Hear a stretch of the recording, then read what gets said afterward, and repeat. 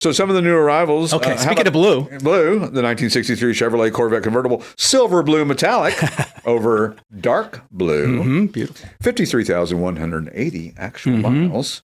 Numbers matching L75, 300 horsepower, 327, with the numbers matching Muncie M20, 4-speed manual. What a transmission that is. It had a fifth. M20. It would have been the cat's meow.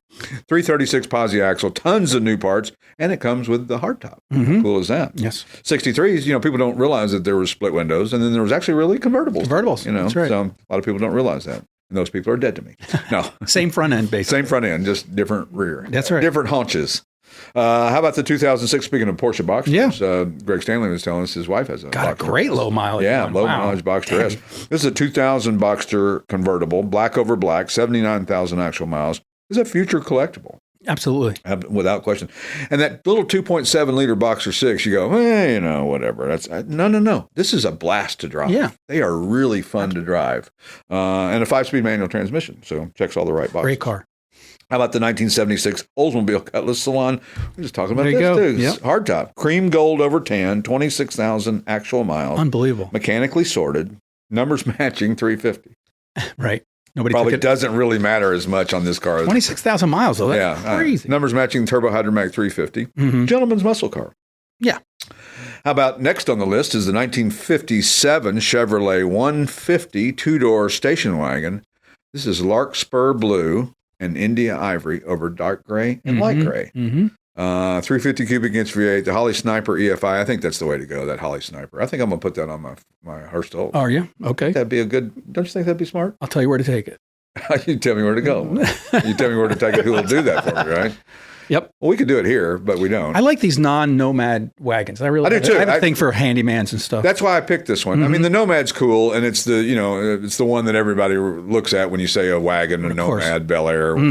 But I really, really do like the 150s. And especially if they're painted in one of those good like Larkspur Blue and 50s ivory. color, yeah. The great 50s color. Great. And this has got heat and air conditioning and power front disc brakes. There you go.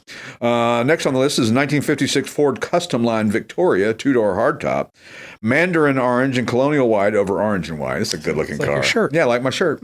So I planned it that way. It was, beautiful car. Yeah, 312 cubic inch V8, Ford-O-Matic automatic, great 50s color. I mean, really, really, that's about as good as it gets. Hate to overuse the word iconic. I know. It is. I know. We do that a lot. It is iconic. But it's all right. It's an older restoration, but it means you can just drive it and enjoy it. Looks great. And if you get a chip on it, so what? Won't be the first one. No big deal. So, and next on the list is an interesting car. It's the 1986 Dodge Shelby Charger. People go, what? Dodge Shelby Charger?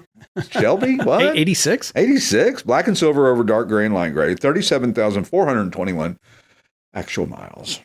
Two owner Shelby, new paint in 2025. Surprised it lasted that long. Oh, I didn't mean to say that. No, they weren't. The build quality wasn't as great back then. It's good that this car's been repainted because it would have needed it, not because of use. Yeah, only 37,000. It was probably single stage. It was probably single stage and probably faded and all that good stuff. 146 horsepower, 2.2 liter single overhead cam turbo inline 4 with a 5-speed manual. A little pep to it. A little pep to it, but it's a cosmetic package. It's more of cosmetic. It's got the CS seats inside. I mean, Shelby wasn't really even, was he? Well, he was involved. But he wasn't, I mean, he probably got paid. Yeah, I would imagine he probably got paid because you got to get paid. Names on it. So that's some of our new inventory. Go to our website, classicautomall.com.